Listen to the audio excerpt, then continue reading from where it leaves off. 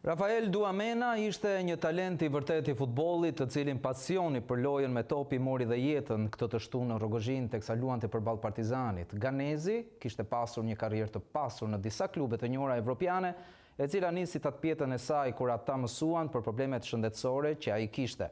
Në vitin 2017, klubi i Zyri ra dakord me ekipin e Premier League Brighton për transferim në vlerën 11 milion pound. Vizitat mjekësore konfirmuan probleme me zemrën, marrëveshja nuk u realizua dhe Zyri ndërpreu kontratën prej kushteve të papërshtatshme shëndetësore. Eci mëtej në kronologji, në vitin 2018 u bë pjesë e Levantes, u huazua te Real Zaragoza, por bashkëpunimi u ndërpre në vitin 2019 prej problemeve në zemër.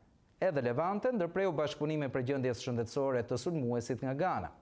Po ashtu, viti 2020 e gje Duamenën të transferuar në Velje në Danimark, por edhe ky klub mbylli kontratën për shkak të komplikacioneve në zemër. Në vitin 2021 pësoi kolapsin e dytë në fush, pasi kishte vendosur aparati në zemër. Luante në Kupën e Austrisë me Blau-Weiß Linz, që i ndërpreu kontratën për shkak se e cilësonte rrezik për jetën, aktivizimin e lojtarit. Karriera e tij në Austri u mbyll. Pas një viti pa futboll, Rafael Duamena u kthye në fush.